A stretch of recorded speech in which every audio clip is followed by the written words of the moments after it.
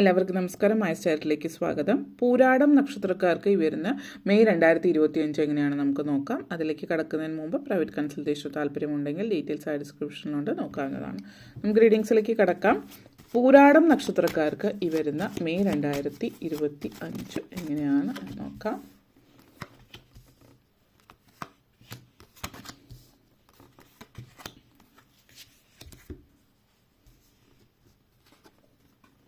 Eight of Cups, World card, 10 of Cups, Page of Pentacles, 8 of Wands, 6 of Pentacles.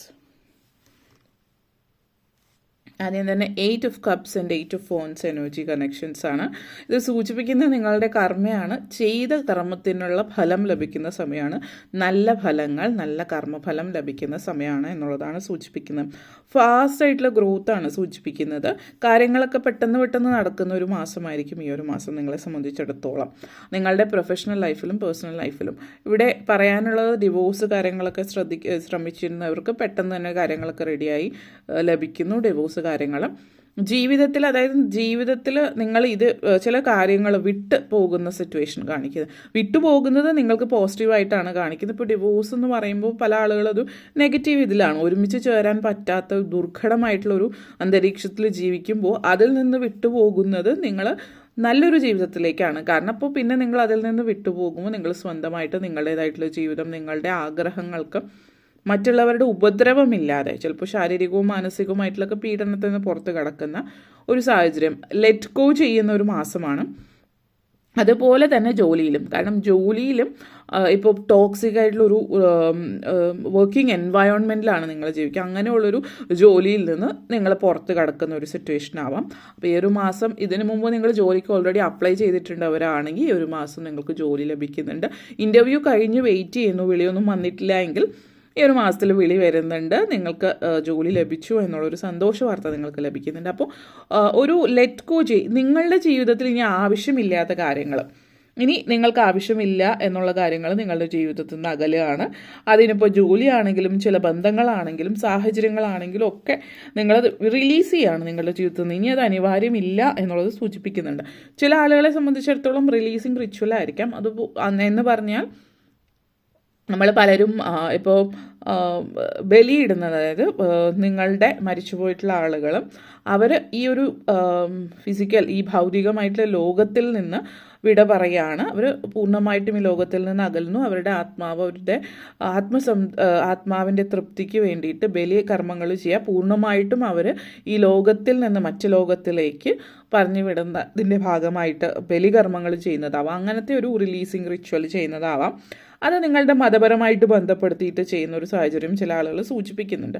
മൺമറിഞ്ഞു പോയ ആർക്കെങ്കിലും വേണ്ടിയിട്ട് അങ്ങനത്തെ ഒരു സിറ്റുവേഷൻ ഇവിടെ സൂചിപ്പിക്കുന്നത്. ചില ആളുകൾ ചില കാര്യങ്ങൾ വിട്ടുപോകുന്നു എന്നുള്ളതാണ്. അബാൻഡൻമെൻ്റ് ആണ്.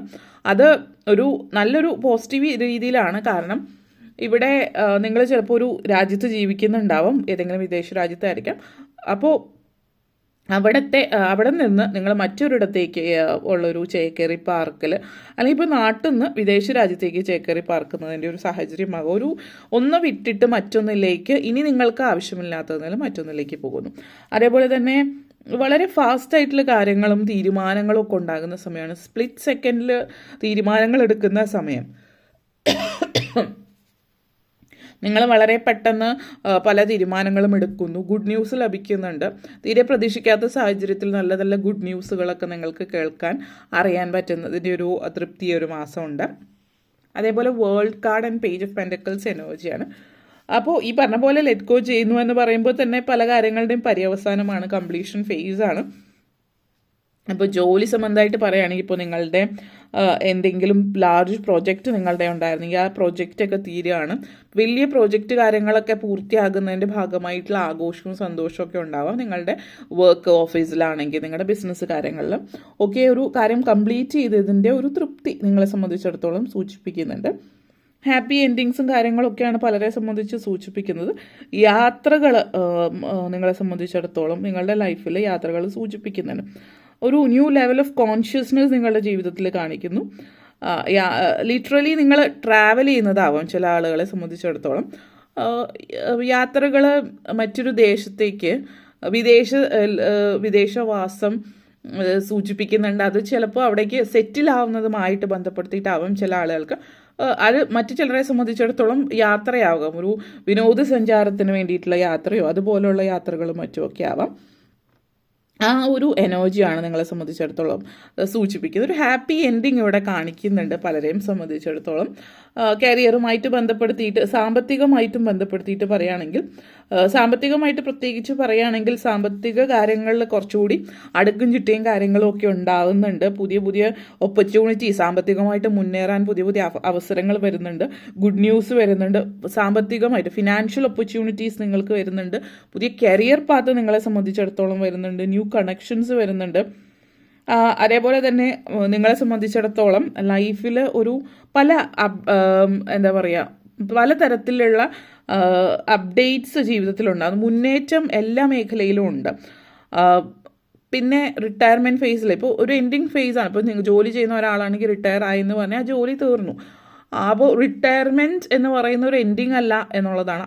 ആ ഒരു മേഖലയോ അല്ലെങ്കിൽ ആ ഒരു കമ്പനിയിലോ അവിടുത്തെ ഒരു ഫേസിൽ നിന്ന് നിങ്ങൾ റിട്ടയർ ചെയ്തു. പക്ഷേ നിങ്ങൾക്ക് പുതിയതായിട്ട് ഒരു ഫേസ് കംപ്ലീറ്റ് ചെയ്താൽ അടുത്ത ഫേസ് തുടങ്ങണം എന്നുള്ളൊരു സിറ്റുവേഷൻ, ആ ഒരു എനർജിയാണ്. അപ്പോൾ അതുകൊണ്ട് തന്നെ നിങ്ങൾ റിട്ടയർ ആയി കഴിഞ്ഞിട്ട് നിങ്ങളുടേതായിട്ട് എന്തോ തുടങ്ങാനുള്ളൊരു സാഹചര്യം ഇവിടെ സൂചിപ്പിക്കുന്നുണ്ട്.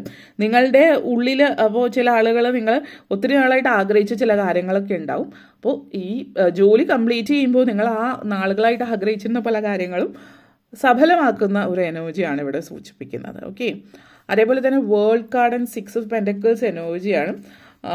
പിന്നെ പലരെ സംബന്ധിച്ചിടത്തോളം പലതും തുടങ്ങാനും ഒക്കെ ശ്രമിക്കുമ്പോൾ സാമ്പത്തികമായിട്ടുള്ളൊരു സഹായം ആവശ്യമായിട്ട് വരുമല്ലോ. അപ്പോൾ ലോണ് കാര്യങ്ങൾ മറ്റുള്ളവരുടെ കയ്യിൽ നിന്നുള്ള സഹായമാവാം. കാരണം നിങ്ങൾ ചിലപ്പോൾ ലോൺ അപ്ലൈ ചെയ്തിട്ടുണ്ടെങ്കിൽ ലോൺ കിട്ടാനുള്ള സാധ്യത വളരെ കൂടുതലാണ് ഈ ഒരു സമയത്ത്. അതേപോലെ സൗഹൃദങ്ങൾ മറ്റു വഴികളിലൂടെ സാമ്പത്തിക സഹായങ്ങൾ സൂചിപ്പിക്കുന്നുണ്ട്. ചിലപ്പോൾ നിങ്ങളുടെ തന്നെ ഫാമിലിയിൽ നിന്ന് നിങ്ങളുടെ മാതാപിതാക്കളോ സഹോദരങ്ങളോ ഒരു എമൗണ്ട് നിങ്ങളുടെ ബിസിനസ്സിലോ മറ്റേ നിങ്ങൾക്ക് വേണ്ടിയിട്ട് ഇൻവെസ്റ്റ് ചെയ്യുന്നുണ്ടാവും. അവരുടെ ഭാഗത്തുനിന്ന് ഫണ്ടിങ് വരുന്നതായിട്ട്, ഇപ്പോൾ വിദേശ രാജ്യത്തു നിന്നൊക്കെ ഫണ്ടിങ്ങിന് വെയിറ്റ് ചെയ്യുന്നവർക്ക് ഫണ്ടിങ് ലഭ്യമാകുന്ന സാഹചര്യം സൂചിപ്പിക്കുന്നുണ്ട്. അപ്പോൾ ചില ആളുകളെ സംബന്ധിച്ചിടത്തോളം ശാരീരികമായിട്ടുള്ള അസ്വാസ്ഥ്യം ഇവിടെ, അസുഖങ്ങൾ ഭയങ്കരമായിട്ട് കുറച്ചധികം നാളായിട്ട് സീരിയസ് ആയിട്ടുള്ള എന്തെങ്കിലും അസുഖങ്ങളുള്ളവർ ചുറ്റുപാടുമുള്ള ആളുകൾ, അതായത് നിങ്ങളുടെ കമ്മ്യൂണിറ്റി, നിങ്ങളുടെ മതപരമായിട്ടുള്ള ഇൻസ്റ്റിറ്റ്യൂഷനോ അല്ലെങ്കിൽ നിങ്ങളുടെ കമ്മ്യൂണിറ്റി, നിങ്ങളുടെ അസോസിയേഷൻ, എന്തെങ്കിലും അസോസിയേഷൻ്റെയൊക്കെ ഭാഗമായിട്ട് ചേർന്നിട്ട് കുറച്ച് പൈസ സ്വരുക്കൂട്ടി അങ്ങനെയുള്ളൊരു സഹായം മറ്റുള്ളവരിൽ നിന്ന് ലഭിക്കാനുള്ളൊരു സാഹചര്യം സൂചിപ്പിക്കുന്നുണ്ട്. അങ്ങനത്തെ ഒരു, അതായത് സഹായഹസ്തങ്ങൾ പല വഴിയിൽ നിന്ന് വരുന്ന ഒരു സിറ്റുവേഷനാണ് സൂചിപ്പിക്കുന്നത്. അതേപോലെ തന്നെ 10 of cups and 8 of phones എനർജിയാണ്. വീട്ടമ്മമാരെ സംബന്ധിച്ച് ഈ ഒരു മാസം എന്ന് പറയുന്നത് നിങ്ങൾ വളരെ പ്രധാനപ്പെട്ട ഒരു തീരുമാനം എടുക്കുകയാണ്. അത് ജീവിതം ഇനി എങ്ങനെയായിരിക്കണം, നിങ്ങളെ സംബന്ധിച്ചിടത്തോളം നിങ്ങൾക്ക് വേണ്ടത്രൊരു വാല്യൂ, ഒരു റെസ്പെക്റ്റ് നിങ്ങളുടെ ഫാമിലിയിൽ നിന്ന് കിട്ടുന്നില്ല എന്നുള്ളൊരു സിറ്റുവേഷനാണ്. നിങ്ങളായിട്ട് തീരുമാനം എടുക്കുകയാണ്. ഇങ്ങനെ ഈ ഒരു രീതിയിലുള്ള സംസാരങ്ങളോ ഈ ഒരു രീതിയിലുള്ള പ്രവൃത്തികളോ ഒന്നും ഒരിക്കലും സ്വീകാര്യമല്ല. അത് ആളുകൾ ആ ഒരു രീതിയിലല്ല സംസാരിക്കേണ്ടത്. നിങ്ങൾ വീട്ടിലെ ജോലി ചെയ്യുന്നത് കൊണ്ട്, പുറത്തുപോയി ജോലി ചെയ്യാത്തത് കൊണ്ട് നിങ്ങൾക്കൊരു ബഹുമാനത്തിൻ്റെ ആവശ്യമില്ല എന്നല്ല, വേണ്ട ഒരു റെസ്പെക്റ്റ് നിങ്ങൾക്ക് വേണം എന്നുള്ള രീതിയിലാണ് ഇതിവിടെ സൂചിപ്പിക്കുന്നത്. അപ്പോൾ നിങ്ങളതിനെക്കുറിച്ചിട്ട് സംസാരിക്കുകയോ ആ രീതിയിൽ ആ ഒരു റെസ്പെക്റ്റ് ഇല്ലാത്തിടത്ത് എങ്ങനെയാണ് പെരുമാറേണ്ടതെന്നൊക്കെ നിങ്ങൾ സ്വയം മനസ്സിലാക്കുകയും പഠിക്കുകയും ചെയ്യുന്നുണ്ട്. ഫാമിലി വൈസ് ജനറലി പൊതുവെ നല്ല ഒരു, എല്ലാവരും ഒരുമിച്ചിരുന്ന് ഭക്ഷണം കഴിക്കുക, യാത്രകൾ പോവുക, അങ്ങനെയുള്ളൊരു സാഹചര്യമൊക്കെ സൂചിപ്പിക്കുന്നുണ്ട്. പൊതുവേ ഫാമിലി എന്ന് പറയുമ്പോൾ നിങ്ങളുടെ പേഴ്സണൽ ലൈഫിൽ ഒത്തിരി മാറ്റങ്ങൾ വരുന്നുണ്ട്.